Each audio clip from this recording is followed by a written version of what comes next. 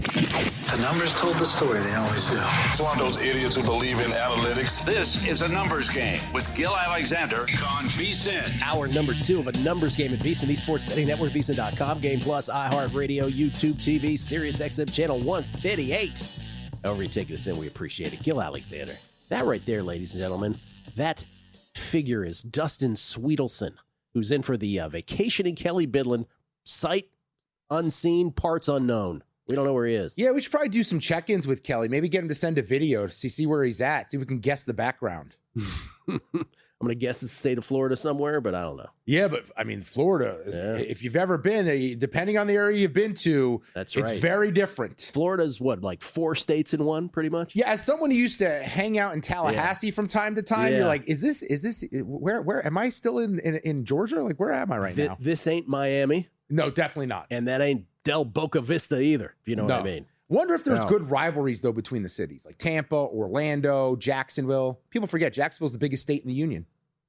You know who travels a lot and might be able to answer these travel questions for us? Oh, yeah. Christopher Fallica, the bear from Fox Sports, El Oso, who joins us now courtesy of the Progressive Guest Line. In your many travels, Chris, in the state of Florida, first of all, good morning to you, sir. Good morning. In your many travels, do you find that Florida is like 3-4 states in one, and is there rivalry between? Absolutely. No, that's like a running joke whether they call like the Panhandle there like South Georgia or South Alabama or things like that. But so Kelly can actually just like go completely off the grid and no one knows where he is. I don't want to bother him. I don't want to pry. Yeah, that's great. We'll find out if he gets banned from the Hard Rock for playing blackjack. Yeah, that could be. Well, if he has trouble at Hard Rock down there, let me know. I have some people there that might be able to help him out. But to answer your question, yes, obviously I am in a lot of like Miami alumni, fan, friend centric South Florida chats, and let me tell you, they have a very strong disdain for like the Panthers fans, and Tampa despise the Tampa Bay Lightning, like despise. Like the name of the chat is basically a 4-letter word towards the Tampa Bay Lightning's play-by-play announcer. So it's bad. Like they cannot stand them. So yeah, there is a lot of hate and a lot of animosity, and the same thing now. There's a lot of talking going on between one of the guys who's a big Miami Heat fan in there, and I kind of told him, I don't think Giannis is going to the Heat, and he got all wound up and sad, and he started coming back at me yesterday. But yeah, wow. Like the Magic fans that are in there, it's ugly. It's good. Yeah, there's a lot of rivalry down there. How was your NBA draft, by the way, betting wise? Great. The only I lost a couple of things. You hear things like right before, like I get a call at like 6:45 yesterday. Hey, someone, and I'm not. This isn't a call from just like a friend. It's someone who like has connections, and he's like, yeah, someone like it's not a given. Like maybe Peterson might be live to go number 1, so you put a little bit of money on Peterson maybe to go number 1 at a long price, and Devonta to go number 2 at a long price, and that didn't pan out. And then the Morris Johnson thing, he looked like he was going to be ticketed to go 12, and then obviously Dusty May and the Mavs took him at 9, and that was one bit of information that the same guy gave me, that like he didn't think Burris was going to go 9 to Dallas, but he didn't know who it was going to be. He thought maybe the Hans Steinbach might have been in play for Dallas at 9, or Mara might have been in play for Dallas at 9. So there was a lot going on there, but yeah, it was a great draft. We got great numbers on Fleming's to go 8 overall, Wagler to go 5 overall. Then it kind of trickled. Brown's going to go 6, and you kind of read the tea leaves down the line. So yeah, it was shockingly between Ty Simpson in the NFL draft and yesterday in the NBA draft, it worked out pretty well. Yeah, it's good. It's good to be Chris Fallica before drafts based on all his connections. It's also good to know Chris Fallica before drafts. May I just say? I see what you're doing. Yeah. It's not like, these drafts, again, for those who are newish to betting or whatever, there's so many ways to bet, right? You do your models like I do in tennis, like Kelly does in golf. Some people love betting futures, small amount of money, big payouts. They like living with bets for a long time. These drafts are just Googling contests for most, or in the case of Chris Fallica, it's a phone call fest or a texting fest. Sources. That's how it is. Yeah. And good job by Luke Swain there with 16. Unfortunately, I couldn't get down on that in Connecticut. I did not have anywhere to bet like who would be the 16th pick in the draft, but good job by Luke and anyone who cashed on that too. For sure. All right, today the World Cup steps up to the game 3s in the group stage. So we have 4 consecutive days now of this, where we have three time slots with both game 3s in each group running concurrently. So you will see during these games in all 3 time slots today, tomorrow, and the next 2 days after that, the live standings graphic that will happen. And obviously there are implications per group. Let's start with let's do these chronologically today. We'll start with the 2 Group B games. They don't go A, B, C. They, for whatever reason, are starting with the 2 Group B games this morning. You have a group where Canada and Switzerland both have 4 points. They're playing each other. Then you have Bosnia-Herzegovina and Qatar. They each have 1 point. They're playing each other. So the winner, I'll set the sort of parameters here, and then you can give us your plays. So the winner of Canada-Switzerland wins the group. If they draw, both will advance. Canada would be first, Switzerland second on the draw. And even if Canada or Switzerland lose that game, it would take the loser of that and the winner in Qatar, Bosnia-Herzegovina to combine for an obscene goal differential result for the loser of that game to be surpassed. So basically, they're probably both getting in no matter what. Correct, and that's one of the things I factored in the handicapping today. A lot of these matches, and we'll have a great example of this on Saturday when Austria and Algeria, I believe it is, play. It's basically going to be a kickball match because the runner-up in that group has to play Spain, and who wants to do that? But if you look at today, the Qatar Bosnia-Herzegovina match, Bosnia needs a win and a little bit of help to assure itself of getting through. Fortunately, they are playing one of the worst teams in the competition in Qatar. I would expect, as we've seen in the tournament so far, shots on goal don't mean goals and don't mean you're going to win. A lot of times 0-0 is possible, or you can even lose 1-0 on the counter. That's why the thing I like the most here is the Bosnia shot total over 15.5.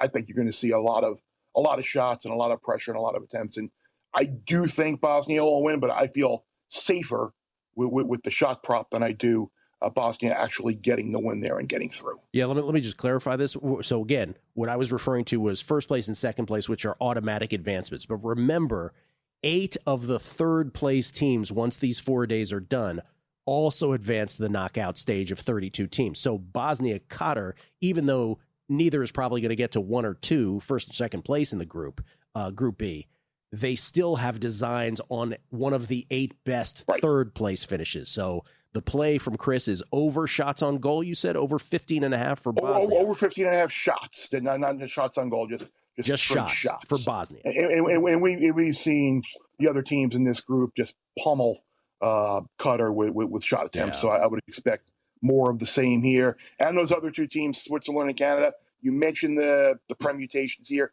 I don't think there's a real advantage one way or the other, whether you win the group or finish second in the group in terms of who you'll play in the round of 32 or the round of 16 if you wind up advancing.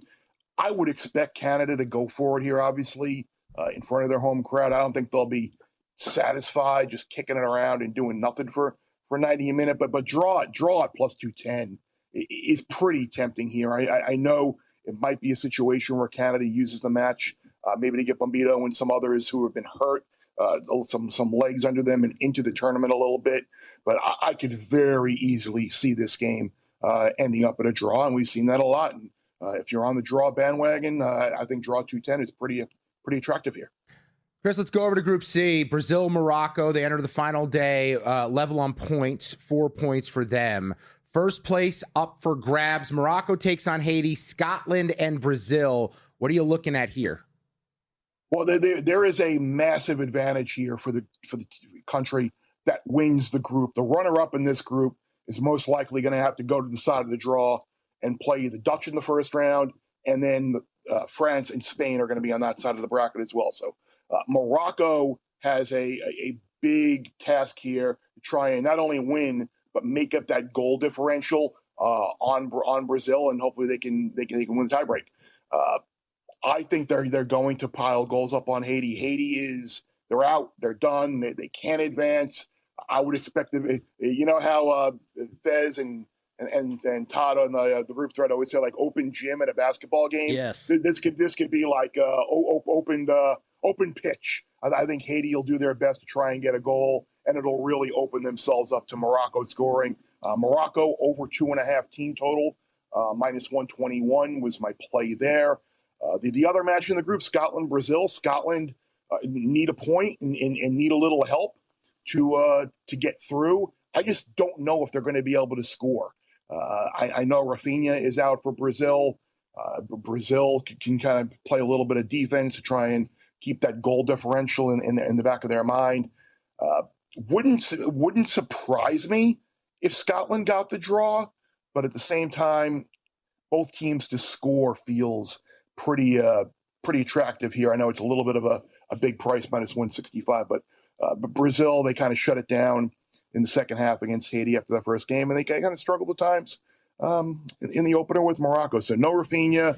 We'll see what happens with the lineup.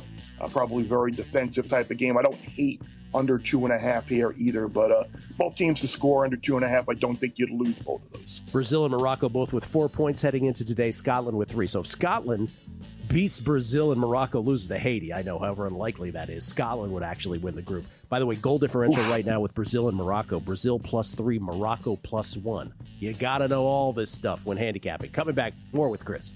You're here because you want an edge. That's what separates listeners from winners. But let's be real, mindset alone doesn't get bets home. Pros win because they've got the tools, the data, and the discipline. And now so can you. VSiN Pro gives you access to the same real-time insights the sharps use. No secrets, no fluff, just actionable info that moves markets. Tap the link and see why serious bettors are turning knowledge into profit with VSiN Pro.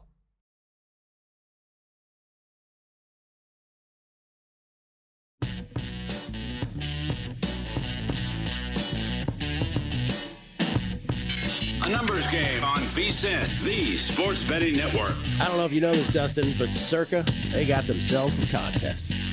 $30 million guaranteed. Guaranteed prizes. No rake. Let me repeat that. No rake. Everybody else rakes. They don't rake. Cash in this football season in Las Vegas with 3 Circa sports contests. Entry starting at $1,000, all with no rake. That means every dollar stays in the prize pool. Circa Million, 18 weeks, 128 ways to win. 128. Circa Survivor, pick one winner each week, last one standing wins, and Circa Grandissimo for the high rollers $100,000 entry. Enter in Nevada, play from anywhere. $30 million guaranteed. Visit circasports.com for details.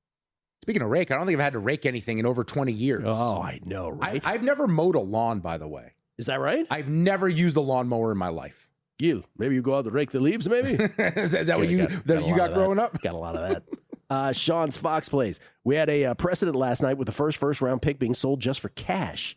We get so crazy about trades. When you get 3 second-round picks, when every draft you can buy picks for cash, a new barrier is broken. When you can buy a first for cash, kind of diminish the value. A lot of no punctuation in that tweet. Sorry about that. I was reading it as it was going. I think he's referring to the Knicks and the Suns. Lakers. Knicks and Lakers. The Suns might have done it as well, but the Knicks and the Lakers bought the pick. They moved up a spot with money. Oh, because I know the Knicks and the Suns also cash was involved, but it wasn't only cash, which ended up with Koa Pete going 30th, I believe. Yeah. Well, I don't know if the Knicks were involved in that one. Oh, I thought they were. Initially. I thought it was. I could be wrong. It might have been their pick. Yes, it might have been their pick to the Suns, because it looks like Koa Pete winds up with the Suns. The Mavericks got the Knicks pick, Sergio De La Rey.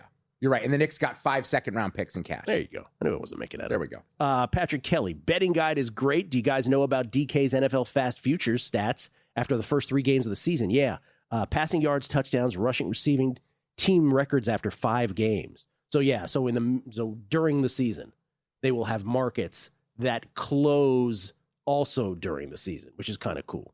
David Montgomery. Not that David Montgomery, I don't think. I was going to say. Don't have a Sorsby situation. He says, this is a great tweet. He says, Gill, you're frustrated about who's going to be picked as the rookie of the year, and you can't get a decent number on it. A result a year from now is already aggravating you. Are the kids sure they want to try out this betting thing? It's very true.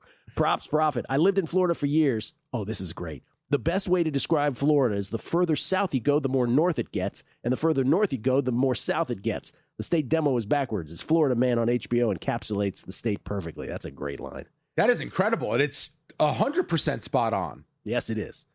We had a David Montgomery. Now we have a Brandon Webb. He used to pitch in the majors. Oh, so good, too. Was about to tweet in to mention how surprised I was that I haven't heard any hosts or guests that are, quote, very high on the Chargers, unquote, like every typical offseason. But it sounds like Dustin wants that burden this year. Yeah, I hate doing it, but I do think things are coming together for this team. And I just think the coaching is so much better. When they dealt with a ton of injuries last year when it mattered. And I think the McDaniel addition as a coordinator to go with Harbaugh and the way he manages a game, I think it pays dividends, and I'm ready to get my heart broken. That's a good way to end that. Michael Salvino, Gill, do you have a side job as an 80s, 90s rap/hip-hop DJ? If you do, then you're the best. If not, you should definitely do it. Yeah, Michael, I used to be a DJ in the 90s. What kind of music? R&B/hip-hop, so yeah. Don't test me on that Did you go stuff. deeper with the voice for that? I will win any trivia contest you want to play on that. Chris of St. Bart's, any football futures you played? Only one I played so far, Niners over 10.5 wins. Dustin played over Giants 7.5 wins. Yep. And you played Brock Purdy to win MVP as well. Purdy MVP 20-1. Okay. Chris Fallica, kind enough to join us for a second segment here. Let's continue the day, Chris. We did Group B. That's followed by the 2 Group C games running concurrently. And then tonight, it's the 2 Group A games. And Group A, Mexico has already clinched first place. It is theirs. They win that group. But South Korea, they're in a position today against South Africa tonight. They clinch second with a win or a draw. That's all they have to do, win or draw. I know a certain person who's very nervous about this. If Czechia beats Mexico and South Korea loses to South Africa, it would come down to goal differential between Czechia and South Africa. Right now, Czechia, I believe, is -1, South Africa -2. I'll have to check on that to determine who will finish in second. That sounds correct. Yeah, South Korea would be eliminated in that case. If Czechia beats Germany, South Africa beats South Korea, then Czechia would finish second. All of that is the backdrop. What do you got? It feels like a recipe for a dead under in that Czechia-Mexico game.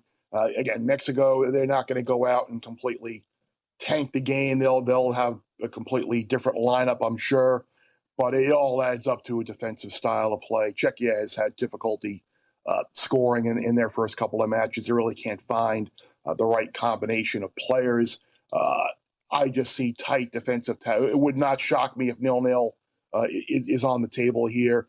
Czechia obviously needs the goal. They need the win. But again, I think Mexico will be very, very hard to break down here. So I played under 2.5 goals in this game. The other game, yeah, you mentioned South Africa, South Korea. South Africa, they did get the point against Czechia. It was a late penalty kick in that game. They got them the point. They clearly were much better than they were against Mexico in the opener.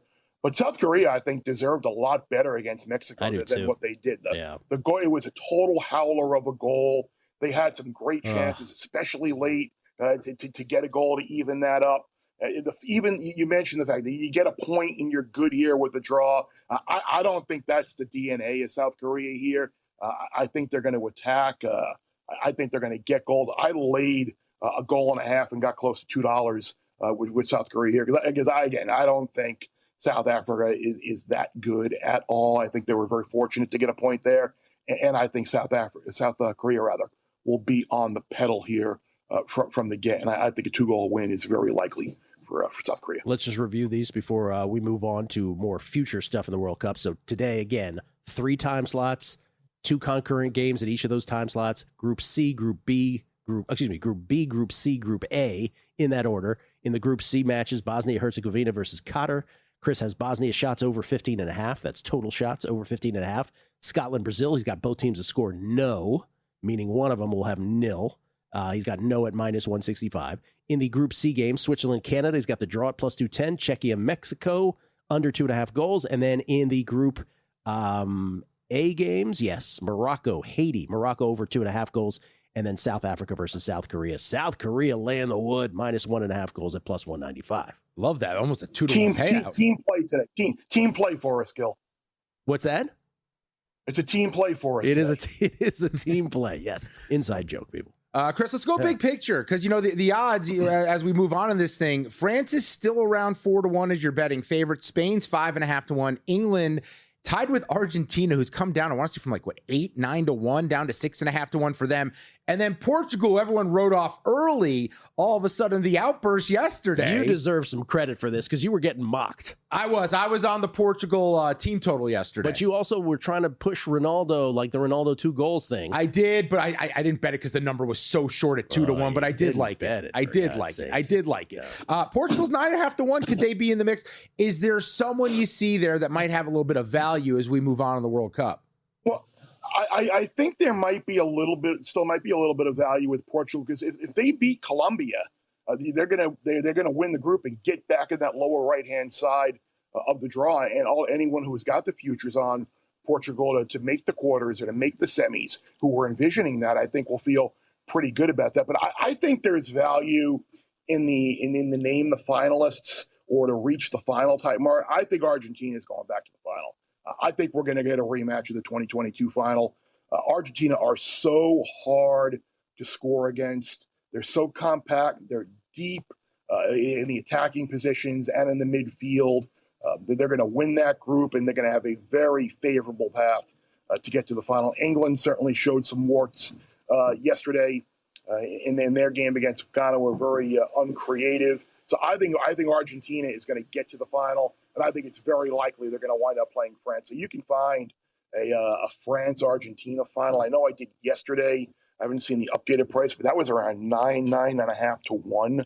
So I think that's a possibility as well. But you look around for some of these group plays too. Like I said, Portugal to win the group, or maybe it's just as simple as beating Colombia, whatever the better price. That's going to be one of the group matches of the excuse me, of the tournament on Saturday in Miami, Portugal and Colombia to decide that group. And the other market that's still up there as well that should still be up, I know it was yesterday and they take it down and probably put it back up, is outstanding young player of the tournament.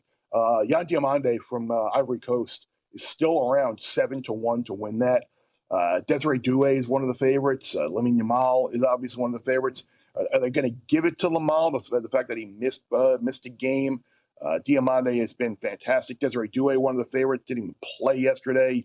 Does it come down to who goes the furthest? But I think Diomande, who's been like the talk of the tournament so far and being linked to Liverpool and PSG in terms of a transfer, I think if Ivory Coast can get a win in the knockout round and get to the round of 16, I think he's very live to win that at 7-1. Messi at 5, both Mbappe and Haaland at 4. Is there an in-tournament Golden Boot play from you? No. Okay. No, there's not. It's been crazy because it's good in the sense all the general public with newbies to soccer want to bet on the big names to score, and they've been catching these great parlays. So you know what? Good for them. If the World Cup and betting has been a positive experience for them, and all of the guys like me who have all of those guys have Messi and stuff. Gotta run.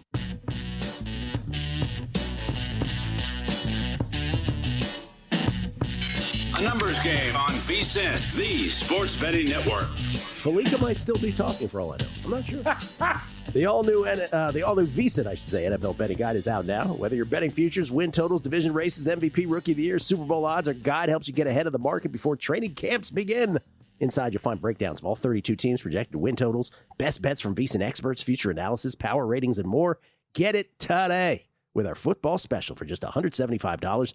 And once again, the sooner you sign up, the more value you'll get with full access to everything we do across every sport through the Super Bowl. That includes daily best bets, real-time betting splits from DraftKings and Circa, AI-powered prop projections, 24/7 video on the VSiN Watch app. Head to VSiN.com/subscribe now. That's VSIN.com/subscribe. I love when we get tweets like this. Dustin made his Tigers play yesterday to win the division at 7-1, and Ray in Texas is like, yeah, catching up on the show today. Hey, Dustin, I found a 12-1 on the Tigers today.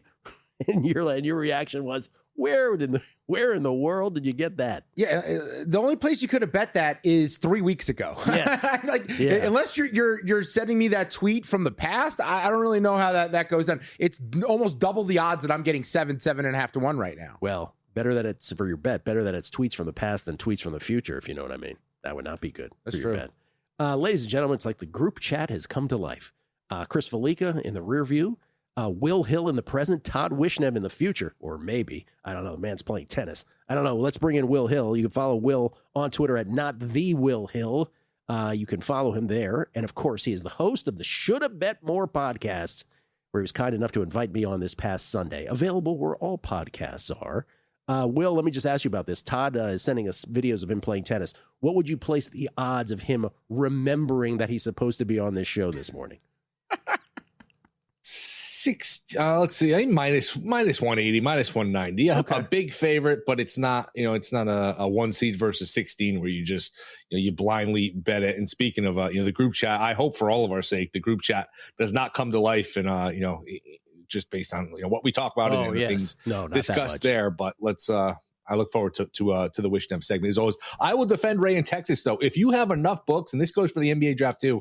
We were texting about this last night. If you have enough books, that is one market, Gilly, the division market, where some books, these offshores or paperheads or whatever, they will sometimes be slow to the switch to update and refresh and make the odds current, where it could be 7-1, 8-1. And if a team has like a 4 or 5 game winning streak, that those numbers can be stale sometimes with division futures. So maybe somewhere that 12-1 was available, because I've noticed division odds, certain books, sometimes that's a little slower to move. How did your NBA draft go last night, sir? It went pretty well. I feel guilty just because I did the podcast with you Sunday, then I did another one Monday. My whole thing was like, I don't have much. I don't know much. I don't have many bets. And then like the late intel that started to come in Monday night, Tuesday morning, like hours before the draft, that ended up being pretty good. I wish I had more to give people prior to that. But, if you follow the prediction markets, like Fleming's was odds on to go 8 and still 3-1 in other spots. That's really a good way to be. If you have enough books, you can just play the discrepancies. The market, Kalshi seemed to know DeBonsa got steamed up to minus 2,500. The market seemed to know it was him. So that was just all the dominoes kind of fell into place. And it's almost like the script started to leak just hours before the draft. All right, it's going to be Wagler 5. It's going to be Brown 6. And it was tough from a content perspective to relay that. I know you did a good job, but you've talked about it for a while, how you thought it was going to be chalk 1, 2, 3, and 4, and it ended up being chalk really 1 through 8. But it was just hard from a content perspective because all the intel that started to leak in was more late breaking than anything. I'm so glad you said that, because when we do, any of us who do shows or content in any way, it's like we're held to this standard that you're not if you don't, meaning that people who don't have shows bet willy-nilly whenever they want. But God forbid we make bets after we're on air before an outcome happens. And with drafts, it's just how the cookie crumbles. And especially the NBA draft this year, where everything was so tight-lipped. You're right. We all had multiple picks at the end, didn't anticipate it. And in the end, it ended up being pretty good. So don't hate and the that. Draft, I mentioned this with you on Sunday. It's like clockwork where you go into the draft, and Sunday I like nothing, Monday I like nothing. Yeah. And we always think, this will be a lighter cycle, a lighter year. I remember asking Bear a couple weeks ago. I had him on a week ago. I was like, what's the over-under for draft bets you'll have? And he put 4.5. I go, man, I can't bet this because you can influence this bet. I would bet anything that you will have over 4.5 bets. And I'm sure he had over 4.5 bets. And they all just started to pile up at the end. But the intel, and it seems like most people won, Gilly, which is scary from the book's perspective. I know it's not the NFL draft where it's as widely bet and stuff was late to pop up, but people by the couple hours before the draft, people seemed to know who was going where, and there wasn't that real curveball early on. I did not win on the draft. I went 0-3. I want to point that out. Look, I took a shot at Boozer number 2, and then literally within 20 minutes of me placing that bet, comes out he's spoken to the Jazz, and that number changed. I had Mara under. I thought he was a lock to go in the top 11, and then the other one was I thought Acuff was going to the Nets. I think they botched that. Now, in terms of Rookie of the Year, I don't love the numbers, Will. Is there anything that jumped out to you as Boozer opens as the short shot plus 240, Peterson, DeBansta, both 4-1, Acuff 4.5-1, Caleb Wilson 9.5, and then it gets a lot longer from there. Do you like anyone for Rookie of the Year? Honestly, I don't. I think your first sentence there, your first line was the best one, and the one I would echo, where I don't really like anything. I don't have to bet anything. You're sitting here, you're going to bet this in June. If you win, you're not going to cash it till like next May. And we saw how they dragged out the awards last year. We always make fun of baseball. Basketball was pretty bad about dragging out these awards. I mean, you're going to bet these guys 2-1, 4-1 and tie up your money or your credit for basically 11 months. No, I don't see any great number here. And if this is not a sport where you can cash on a long shot, usually NBA Rookie of the Year, it's one of the top picks. It's usually pretty chalky. So no, I mean, I think the guys that are favored are rightfully favored. If you just, hey, give me a $100 free bet on somebody to use here, who would I use? I'd probably go Caleb Wilson at plus 950, just the best balance of bang for your buck. He's going to get the playing time, put up some numbers. Everyone seems to love him. And I will say this, just from a big picture perspective, I think the league will be better this year, next year. And better is kind of a broad, vague term. I mean it in multiple ways. I think the bad teams got better, more interesting, easier to watch. The Kings with Acuff and throwing Caravan. The Bulls get Wilson. The Wizards, who, look, I've been following basketball for 30 years. They've won probably 2 or 3 playoff series in those 30 years. Now you got Devonta Davis, Trae Young. As long as those guys stay together and stay healthy, that's a watchable team. And I think the lottery rules, the anti-tanking rules, are going to make these teams just say, you know what, there's no point in tanking. You see the Nets trade for Julius Randle, and they got Mike Brown. I don't think you're going to have these teams that are just unwatchable, unrecognizable at the end of the year. So hopefully we get back to a point, guys, and we all remember it. When the league, you know what, a Tuesday night in January, you could throw on a game and it was watchable. I think maybe we're headed back to that point here for the NBA. I like that. Little positive note on the NBA from Will. And by the way, put some respect on the Washington Bullets of 1978. Put some respect on that name, Will. Champions forever. That's not in my 30-year window of watching. My first memory of the Wizards is they played the Bulls 97, 98. They played, I think they got swept, but they could have won like a few of those games. I think Doug Collins was the coach. Jordan even that said was late 90s, but not a lot of Wizards / Bullets memories. The 95 Bullets with Weber, Rasheed Wallace, Ben Wallace, Tim Legler. I don't know if it was both Rasheed and Ben Wallace on that team. I might have that off. But it was Juwan Howard, obviously. I saw Juwan Howard in Vegas, and I just got to go, 95 bullets, like the most obscure thing in his whole career. He's like, all right, sure. Okay, one last thing. Tom Gugliotta. That was another time.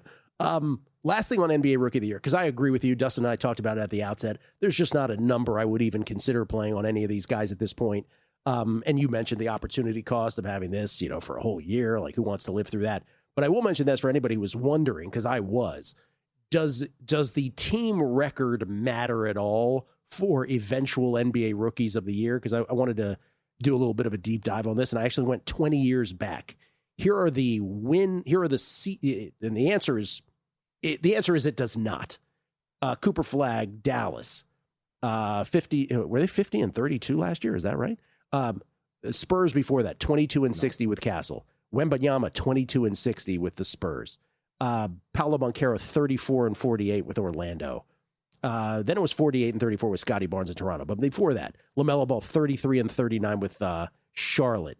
Ja Morant, 34 and 39 with Memphis. Dallas, Luka, 33 and 49. You get the idea. By the way, if you go back to Cat, and then on Andrew Wiggins, there was 29 and 53, 16 and 66. Michael Carter Williams won a Rookie of the Year, 19 and 63. So I average it all out the last 20 years. It's a sub 500 record. So the answer is it does not matter. Like, you don't have to be on a good team to win Rookie of the Year. It's a little more surprising in baseball, which we'll get to later. I'm sorry, Will, go ahead. Yeah, which makes sense because the best players go to the worst teams, and it's there's that element to it. So that doesn't surprise me. And again, I'm with you. There's nothing here that I'm cutting in line to bet. Okay. Well, I don't like when you cut in line anyway. It's not poor manners is what that is, Will Hill. A lot of adults haven't figured that out. Yeah. I don't like it. Yeah. I still stand by kindergarten rules. Fez has the 7-star card. I've been with him. He goes up to Starbucks. There's 100 people in line. He gets in front of all of them, gets whatever he gets, and he loves it. He's not aware of what's happening. And people just shoot him the side eye. He has no idea. He doesn't have a presence of mind. No. More with Will. He's got some baseball plays on the other side. We will get to those. It's a numbers game at VSiN, the Sports Betting Network.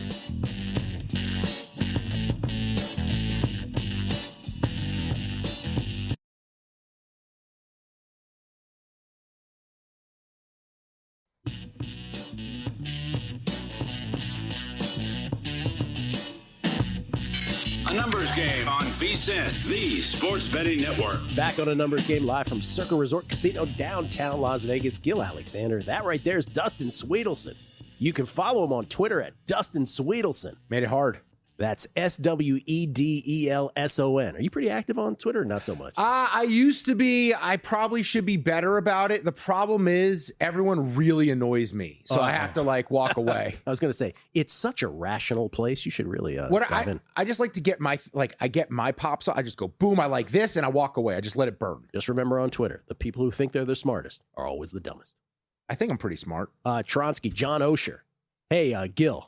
The fact that Chris Fallica couldn't help but ramble on until the ad cut him off on the same irksome issue I mentioned the first round of games with all the novice bettors hitting goal scorer parlays means I'm not the only one.